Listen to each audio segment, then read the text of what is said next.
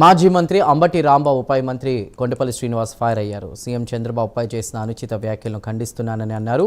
మంత్రిగా పనిచేసిన వ్యక్తి ప్రజలకు ఆదర్శంగా ఉండాల్సింది పోయి ఇలా చౌకబారు వ్యాఖ్యలు చేయడం సరికాదన్నారు. ప్రజలు ఇలాంటి నాయకులను తరిమికొట్టాలని మండిపడ్డారు.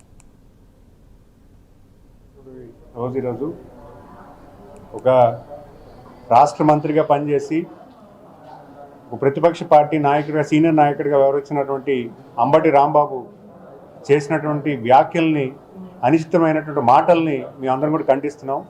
ప్రజలందరూ కూడా ఖండించాల్సిన అవసరం ఉంది.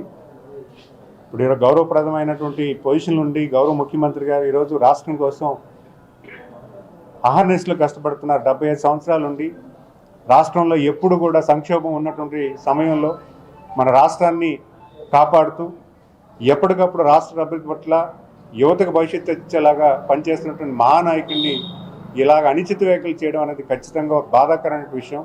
మరి అలాంటి నాయకుడిని తరిమి కొట్టేలాగా ప్రజలందరూ కూడా చేయాలని కోరుకుంటున్నాను. ఎందుకంటే ఒక ఉన్నతమైన స్థానంలో ఉండి చదువుకొని ఇలాంటి మాట్లాడడం అనేది చాలా బాధాకరం. ఈరోజు కల్తీ నెయ్యి అనేది వాస్తవాన్ని వాళ్ళే ఒప్పుకుంటున్నారు. ఎందుకంటే ప్రజలందరూ కూడా చూస్తున్నారు.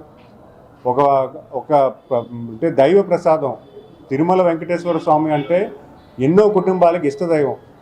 ఈరోజు ఆంధ్ర రాష్ట్రమే కాదు, ప్రపంచం అంతా కూడా తిరుమల వెంకటేశ్వర స్వామి అంటే చాలా ఇష్టమైనటువంటి దైవం. ఆయన ప్రసాదం సేవించేటప్పుడు చెప్పులు విడిచి చేతిలో ప్రసాదం తీసుకొని కళ్ళు కత్తుకొని తినేటువంటి అలవాటు మనందరికీ ఉంది. మరి అంత పవిత్రంగా చూసే ప్రసాదం దగ్గర వీళ్ళు కల్తీ చేశారంటే వాళ్ళకి సిగ్గు చేయటానికి సంగతి అందరికీ తెలిసినవి.